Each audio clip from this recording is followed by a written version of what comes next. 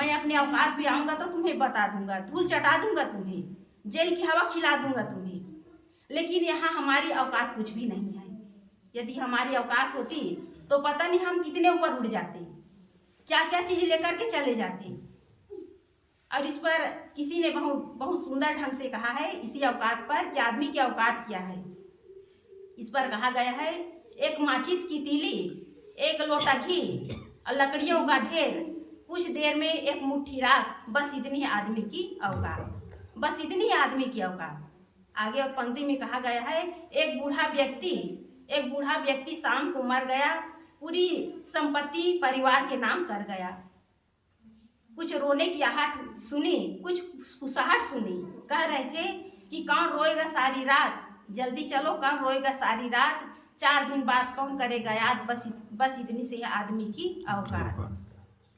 आगे और लिखा है कि कोई जबरदस्त रो रहे थे, कोई जबरदस्त रो रहे थे, सीना पीट पीट करके रो रहे थे, तो कोई जबरदस्ती रो रहे थे और कह रहे थे भला आदमी था बेचारा चल बसा, ठीक 4 दिन बाद कौन करेगा याद, बस इतनी से है आदमी की औकात। बेटा बड़ा तस्वीर लगाएगा, उसमें फूल माला भी चढ़ाएगा और पेपर में अश्रुपूरी श्रद्धांजलि भी होगी। ठीक है, कुछ साल बाद उस तस्वीर की जाले को कौन करेगा साफ, बस इतनी सी है आदमी की औकात। पैसे बैंक में ही पड़ा रहेगा, नौकर हाथ जोड़ करके खड़ा रहेगा, पत्नी केवल दहलीज तक साथ देगी, अलमारी में पड़ा धन हंस रहा होगा, जीवन भर करता रहा धन धन, आज हो गया निधन, यह है हम सब की बात, बस इतनी सी है आदमी की औकात। बस इतनी ही आदमी की औकात है और किसी पर हमारी कोई औकात नहीं है। लेकिन आदमी समझ नहीं पाते, इसलिए साहब कहते हैं, डंडवा की डोरिया तोरी लड़ाइन, जो कोटिन धन कोई हो, करोड़ों की संपत्ति हो, लेकिन सब कुछ यही छोड़ के जाना है। खाली हाथ आए हैं और खाली हाथ जाएंगे, कुछ भी साथ में जाने वाला नहीं है। सदगुरु कबीर साहब जी अगली पंक्ति में कहते हैं, ऊर्ध्व निश्वासा उपजी तरासा, हंकराइन परिवार। अंतिम समय में जब ऊर्ध्व श्वास शुरू हो जाती है तो लोग समझ जाते हैं कि अब ये थोड़े दिन का मेहमान है। कुछ लोग ऊर्ध्व श्वास चलते चलते उसका शरीर छूट जाता है, लेकिन कितने ऐसे लोग हैं शरीर छूटते समय कष्ट तो होता है लेकिन थोड़ा होश हवास में रहते हैं, परिवार वालों को बुलाते हैं, बेटे कहीं दूर में है तो उसको भी बुलाते हैं और कहते हैं कि मेरे बाद घर की जिम्मेदारी तुम संभालना, घर की जिम्मेदारी दे करके जाते हैं। और कुछ लोग ऐसे होते हैं रोते हैं, मेरा मकान छूट रहा है, मेरा परिवार छूट रहा है, मेरी कमाई हुई संपत्ति छूट रही है, रुपये पैसे छूट रहे हैं, रोते हैं क्योंकि जीवन भर परिवार के मोह में, धन के मोह में जीवन भर जिए हैं, तो अंतिम में रोते हैं। वैसी एक घटना है, एक बूढ़ा व्यक्ति बिल्कुल मृत्यु के कगार पर था, उसके 4 बेटे थे, उसका बाहर में बड़ा धंधा व्यापार भी था, दुकानदारी का काम था। तो बूढ़े व्यक्ति जो है अंतिम समय में था, बेटे लोग समझ गए कि अब पिताजी के अंतिम समय है, तो चारों बेटे वहीं बैठे हुए थे, खाट के आसपास बैठे हुए थे। तो बूढ़ा व्यक्ति कहने लगा, मेरा बड़ा बेटा फला बेटा कहाँ है, फला नाम का बेटा कहाँ है? तो कहने लगा कि पिताजी मैं बिल्कुल आपके सिराने पे बैठा हूँ। तो कहा कि दूसरे नंबर का बेटा कहाँ है? तो वो भी कहने लगा कि पिताजी मैं आपके बगल में ही बैठा हूँ। तो बूढ़ा व्यक्ति कहने लगा, तीसरे नंबर का बेटा कहाँ है? तो कहने लगा कि पिताजी बिल्कुल मैं आपके पैर के पास ही बैठा हूँ। फिर उसने कहा कि चौथे नंबर का बेटा कहाँ है? तो कहने लगा कि पिताजी मैं आपका पैर ही दबा रहा हूँ, बिल्कुल आपके पास में हूँ। तो बूढ़े व्यक्ति ने कहा, मूर्खो, चारों को चारों यही है, तो दुकान पे कौन है? मृत्यु के कगार पर है, लेकिन दुकानदारी धन संपत्ति का मोह नहीं छूटा है। तो ये सब क्यों होता है? ये सब हमारे अज्ञानता के कारण होता है। हम समझ नहीं पाते कि जीवन मिला हुआ है तो कुछ सत्संग कर ले, कुछ भजन कर ले, कुछ सेवा का काम कर ले, जीवन में कुछ धर्म की कमाई कर ले। आदमी विचार नहीं करता, केवल धन के पीछे, परिवार के पीछे, जमीन जायदाद के पीछे दौड़ते दौड़ते जीवन को समाप्त कर देता है और अंतिम में सब यही धरा का धरा रह जाता है। इस धरा का पर सब धरा रह जाएगा, सब यही धरे रह जाएंगे, कुछ भी साथ जाने वाला नहीं है। इसलिए यहाँ साहब कहते हैं ऊर्ध्व निश्वासा उपजी तरासा हम ग्रामीण परिवार। परिवार के लोग आते हैं, शरीर छूट जाता है तो कहते हैं कि चलो भाई ले चलो, अब इसे रखने की आवश्यकता नहीं है, जल्दी से इसका क्रियाकर्म कर लो। ये शरीर की अवस्था है, शरीर की दशा है। इस मुर्दे शरीर को कौन रखना चाहेंगे? चाहे हम 5 मंजिल मकान में रहे हो, चाहे आलीशान बहुत बड़े बंगले में रह रहे हो, कोई वहाँ रहने की जगह नहीं है। एक सेठ जी थे, उनका 3 मंजिला मकान था, शरीर छूटा हॉस्पिटल में, उसके बेटे लोग घर पे लाए, कहने लगे कि 3 मंजिला मकान में पिताजी को लाश को कहाँ ले जाएंगे? उसे गैरेज में रख दिए, कहे कि सुबह किसे ले जाना है शमशान घाट, तो गैरेज में डाल दिए। तो यहाँ जीव के निकल जाने के बाद इस शरीर की कोई कीमत नहीं, शरीर का कोई मूल्य नहीं है।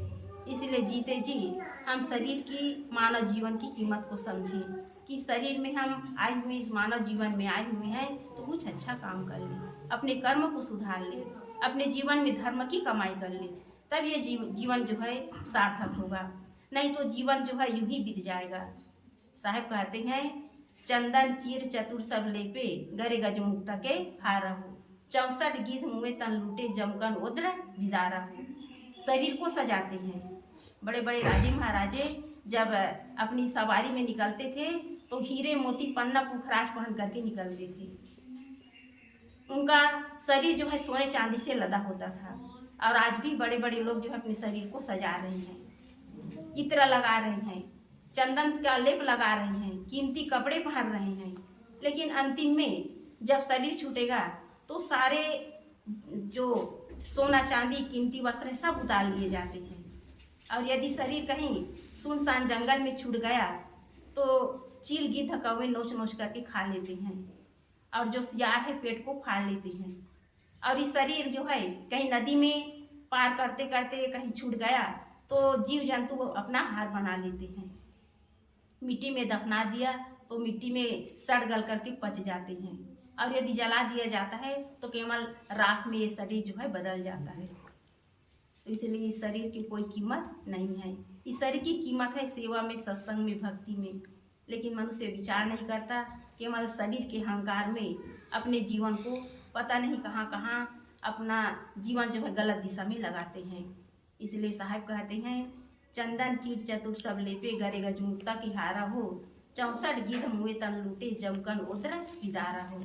अंतिम में शरीर की गति यही है कि ये 5 तत्व से शरीर बना है, 5 तत्वों में शरीर मिल जाएगा। इसमें चेतन आत्मा जो है उसे हम जान नहीं पाते, उसकी हमें परख नहीं है। अपने अंदर जो चेतन तत्व है उसकी हम परख नहीं है। हम शरीर के लिए रोते हैं, और ये शरीर केवल 5 तत्वों से बना है, और 5 तत्वों में ये विलीन हो जाएगा। इसलिए शरीर के लिए नहीं रोना है, हमें किसके लिए रोना है? अपने आत्म स्थिति के लिए, आत्म कल्याण के लिए, आत्म शांति के लिए। और यही काम हम नहीं कर पाते। इसी कारण ये जीव जो है अनादिकाल से शरीर धारण कर रहा है, और शरीर धारण करके केवल भटक रहा है। इसलिए भटकाव तभी बंद होगा जब हमारे अंदर विवेक होगा, विचार होगा, जब हमारे अंदर अपनी परख होगी, अपने आत्म तत्व की परख होगी, तब हम इस आवागमन के चक्र से बच सकते हैं। तो सदगुरु कबीर साहब जी कहते हैं, कहीं कबीर सुनो हो संतों, ज्ञानहीन मतिहीना हो, एक एक दीना यह गति सबकी, कहाँ राव कहाँ दीना हो। जो विवेकहीन लोग हैं वो अज्ञानता की नींद में सोए हुए हैं, मुंह मुड़ में सोए हुए हैं, और इसी कारण उसके जीवन में पता नहीं कितने, उनके जीवन में कितनी तकलीफ है, कितनी परेशानी है, वे अपने जीवन को समझ नहीं पाते। रोते रोते जीवन उनका बीत जाता है, शिकायत करते करते जीवन बीत जाता है। तो इसलिए समझने की आवश्यकता है। जिसके अंदर अज्ञानता है, मोह माया में सोए हुए हैं, उनका जीवन केवल अंधकार में बीत जाता है। उनका वर्तमान और भविष्य पूरी तरह अंधकार में ही होता है। इसलिए जो ज्ञानी होते हैं, विवेकमान होते हैं, वो इस संसार से जीत करके जाते हैं, और जो अज्ञानी होते हैं, जो विषयों में डूबे हुए हैं, वे इस संसार से हार करके जाते हैं। तो हमें कैसे जीवन जीना है, जीत करके जाना है कि हार करके जाना है, ये हमारे ऊपर निर्भर करता है। जितना हम आसक्त रहेंगे, जितना हम मोह माया में पड़ेंगे, जितना हम चिपके रहेंगे परिवार में, धन में, संपत्ति में, उतना ही हमारा जीवन जो है दुखों से दुखों में ही पड़ा रहेगा, दुख ही पाएंगे। और ये आसक्ति, ये बंधन, ये मोह माया, ये हमारे मन का कांटा है। जो ज्ञानी पुरुष होते हैं ये मन के कांटे को निकाल करके जीते हैं, पूरी तरह अनासक्त होकर के जीते हैं। और जो मन के कांटा को निकाल देता है वो पूरी तरह से अपने जीवन में परम सुखी हो जाता है। और यही हमारे जीवन के लिए कल्याणकारी है, मन के कांटे को निकालना। मन में जो काम है, क्रोध है, ईर्ष्या है, द्वेष है, हमारे अंदर जो मोह माया है, हमारे अंदर धन और प्राणी पदार्थों के प्रति जो आसक्ति है, जब तक ये कांटा नहीं निकलेगा हम सही अर्थों में सुखी नहीं हो सकते। तो ज्ञानी पुरुष जो है पूरी तरह अनासक्त होकर के, पूरी तरह निर्लेप होकर के निर्विकार भाव से इस संसार में आते हैं और इस संसार से हंसते हंसते विदा हो जाते हैं। इसलिए कल्याण का रास्ता यही है कि हम इस संसार में आए हैं तो हम अपने मन को पवित्र बनाएं, मन को निर्ग्रंथ बनाएं, मन में किसी तरह की गांठें न हो, मन में पूरी तरह अनासक्ति का भाव हो, तब हम इस संसार से हंसते हंसते विदा हो सकते हैं। और मोह माया में पड़े रहेंगे, लोभ लालच में पड़े रहेंगे, नाना प्रकार के तृष्णा में पड़े रहेंगे, तो अंतिम में इस संसार से हाथ मलते और पश्चाताप करते विदा होना पड़ेगा। तो हमें सुंदर मानव जीवन मिला हुआ है, इस मानव जीवन को पा करके हम इस संसार में आकर के सेवा करें, सत्संग करें, भक्ति करें और अपने जीवन में धर्म की कमाई करें। यही साथ में जाएगा। इस शरीर का कोई ठिकाना नहीं है, कब ये शरीर छूट जाएगा, कब हम काल के गाल में समा जाएंगे, इसका कोई ठिकाना नहीं है।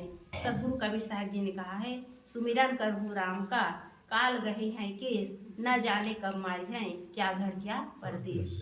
कब कहाँ किस स्थिति में ये शरीर छूटेगा इसका कोई ठिकाना नहीं है। इसलिए हर क्षण हम आत्मभाव में जीवन जिए, देह बुद्धि और स्वार्थ बुद्धि को त्याग करके हम अपने जीवन को सत्संग में, सेवा में और संत गुरुजनों की सेवा में, सबके साथ प्रेम पूर्ण व्यवहार में इस जीवन को बिताएं, तो निश्चय ही हम इस संसार में आकर के सुखपूर्वक जीवन जी सकते हैं और अपने इस मानव जीवन को हम सफल बना सकते हैं।